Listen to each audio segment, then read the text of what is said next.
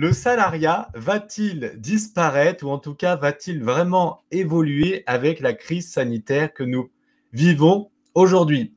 Donc, s'il va évoluer, comment il va évoluer? Est-ce qu'il va évoluer rapidement? Est-ce qu'il va évoluer dans quelques mois, dans quelques années? Est-ce qu'il va tendre à disparaître? C'est les questions auxquelles on va répondre tout de suite. Ce qu'on a remarqué, c'est qu'il y a une préférence aux prestataires plutôt qu'aux salariés. Je vais vous expliquer ce que ça veut dire. Les entreprises préfèrent avoir recours à des indépendants plutôt qu'employer des salariés. Par exemple, moi, je regarde dans mon entreprise, j'ai aucun salarié. Et pourtant, j'ai une équipe de prestataires d'environ 14 personnes. Et pourquoi je prends que des indépendants, des entrepreneurs et que je ne prends pas des salariés? Parce que ça coûte trop cher. S'il faut payer un salarié, par exemple, ça me coûte 4 000 euros, mais lui, il va en recevoir plus que 2 000 parce qu'il y a des charges, machin truc. Alors que si je paye un entrepreneur 2 000 et il y a marqué 2 000 sur sa facture, bah, je le paye 2 000, c'est tout. Donc, voilà pourquoi il y a beaucoup d'entreprises qui ne emploient plus des salariés, mais qui demandent des prestations à des indépendants, à d'autres entreprises. C'est du B2B, du business to business. Donc, recourir à des travailleurs indépendants est une solution toute trouvée pour des sociétés en manque d'effectifs qui ne souhaitent pas embaucher par souci économique. Eh bien, c'est exactement ce que je viens de dire ici. Et là, c'est des super infos que je vais vous partager ici. Les statuts d'indépendants se multiplient à grande vitesse. Aux États-Unis, le travail en freelance représentait 6% des effectifs des entreprises en 1989. Vous vous rendez compte? Le travail en freelance, c'est-à-dire indépendant, représentait seulement 6% des effectifs en 1989.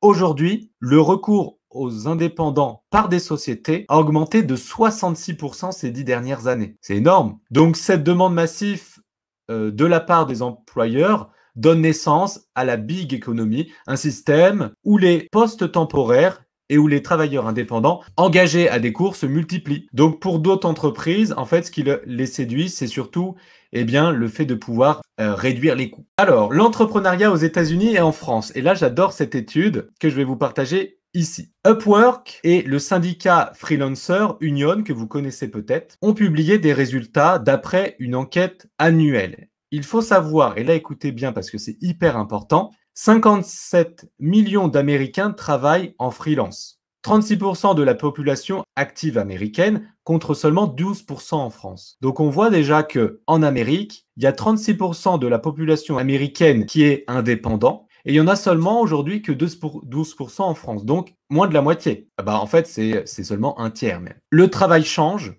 Et 50% de la main-d'œuvre américaine a déclaré qu'elle n'était pas très confiante dans l'avenir de son travail d'ici 20 ans. Donc, c'est-à-dire que les salariés d'aujourd'hui qui sont américains, à 54%, ils pensent qu'ils ne sont pas confiants en l'avenir de leur travail salarié. Et ça en dit long sur le thème de ce live qui est l'avenir du salariat. Donc, la majorité de la main-d'œuvre américaine sera bientôt indépendante ou freelance d'ici 2027. Si l'augmentation évolue à ce rythme. C'est-à-dire, si on regarde la même évolution du nombre de freelance, donc d'indépendants aux États-Unis aujourd'hui jusqu'en 2027, en 2027, il y aura 50% d'entrepreneurs et 50% de salariés. Est-ce que vous vous rendez compte du truc énorme qui se passe et de l'évolution de notre monde du travail aujourd'hui? Et ça, il faut savoir le comprendre et il faut savoir comment utiliser ce potentiel. Donc, en fait, la stabilité est en train d'être redéfinie. Les indépendants pèsent de plus en plus dans la balance pour créer leur propre société. Et en plus, c'est ce qu'ils nous disent, c'est qu'ils ont l'impression, en créant leur propre société, d'être plus sûrs que d'avoir un employeur. Donc, ils se sentent plus en sécurité d'avoir leur propre entreprise que d'avoir un employeur parce qu'ils pourraient se faire licencier. Et ça, c'est intéressant. Donc là, ils nous disent qu'en France, vous voyez que l'intention de devenir entrepreneur croît d'année en année. C'est-à-dire que d'année en année, il y a de plus en plus de Français et francophonie qui veulent être entrepreneurs. Et pour preuve, si on se base sur les chiffres de 2002 à 2018, comme vous le voyez sur ce graphique ici, il y a de plus en plus d'entrepreneurs. Non seulement depuis 2009, grâce à la création du régime d'auto-entrepreneur ou de micro-entreprise qui permet de créer son entreprise en franchement 30 minutes et l'immatriculation est totalement gratuite et avec des frais très réduits, voire même 0% d'impôt à payer si vous faites 0 chiffre d'affaires. Et en plus, vous ne payez pas la TVA. Ensuite, comment l'automatisation et la robotisation peut être une menace pour nos emplois? C'est ce qu'on va voir maintenant. Donc, la robotisation devrait faire disparaître 14% des emplois d'ici 20 ans selon l'OCDE. C'est pas moi qui le dis, hein, c'est l'OCDE. La France est un peu plus exposée que la moyenne parce que pour la France, c'est pas 14%, c'est 16,4% de postes menacés, dont 32,8% transformés par l'automatisation. Donc, selon un rapport annuel sur les perspectives de l'emploi de l'Organisme de coopération et de développement économique, soit l'OCDE, eh bien, il y aurait 14% de l'emploi dans le pays, de la France. Dans les pays de l'OCDE sont susceptibles de disparaître, 16,4% en France, et 32% pourraient être profondément transformés, ce qui est énorme, avec l'automatisation des tâches et la multiplication des machines dans le monde du travail au cours des 20 prochaines années. Donc, ce que nous dit l'OCDE ici, c'est que l'automatisation, certes, va faire perdre énormément d'emplois, mais que ça ne va pas être dans les mois qui arrivent, mais dans les prochaines années.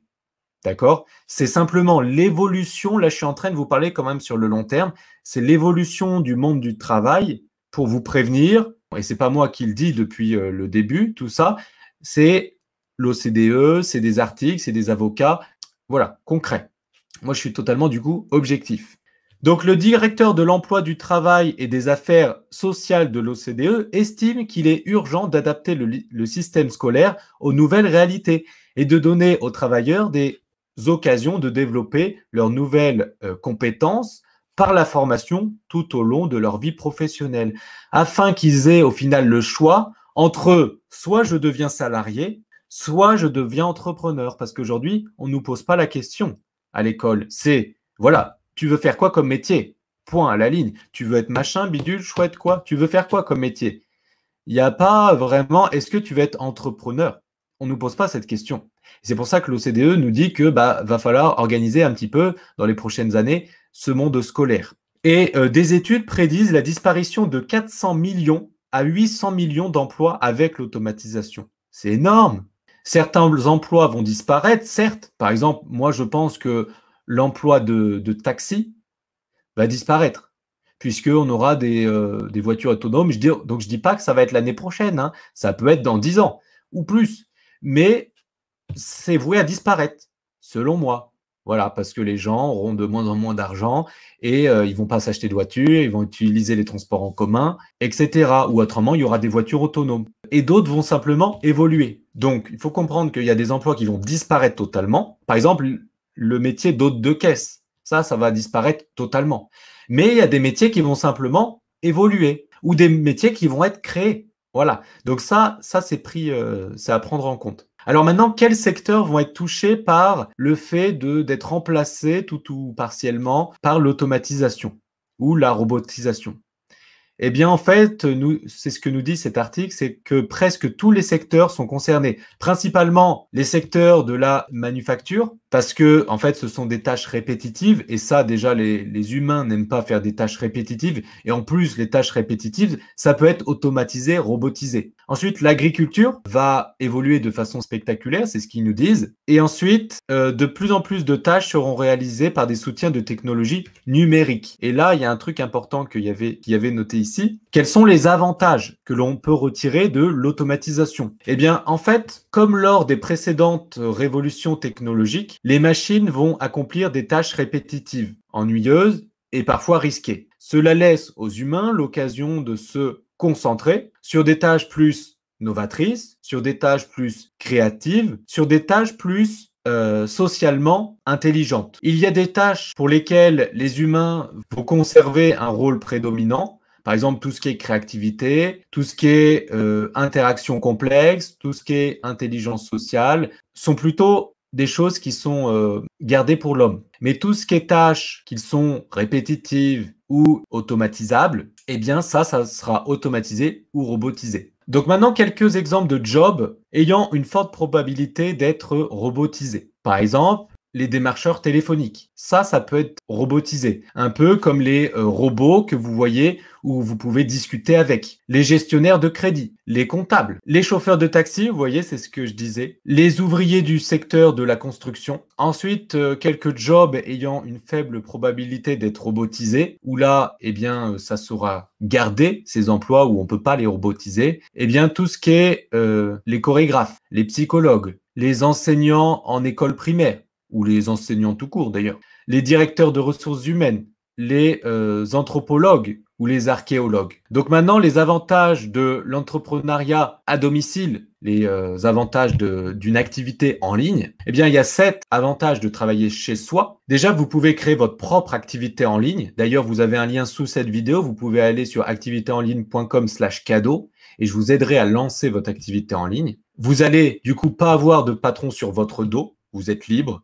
Vous êtes indépendant de votre organisation. Vous avez une flexibilité dans votre temps de travail. Vous organisez votre vie professionnelle autour de votre vie personnelle et non l'inverse. Vous avez du coup une vie familiale et professionnelle qui est conciliée. Point 5, vous avez plus de temps pour vous et vous pouvez développer plus vos revenus. D'ailleurs, généralement, quand vous êtes entrepreneur, vous gagnez plus à terme, je dis bien à terme, que quand vous êtes salarié. Et du coup, vous pouvez améliorer votre qualité de vie. Et vous avez du coup, vous pouvez aussi avoir une diversité d'activités. Quand vous êtes votre propre patron et que vous lancez votre activité en ligne, eh bien, vous avez du coup plein d'activités et vous n'avez pas du tout de routine. Donc voilà, c'était des hypothèses que j'ai portées sur le fait de l'évolution du monde du travail, du monde du salariat et de l'entrepreneuriat dans les prochaines années, peut-être dans 10 ans, etc.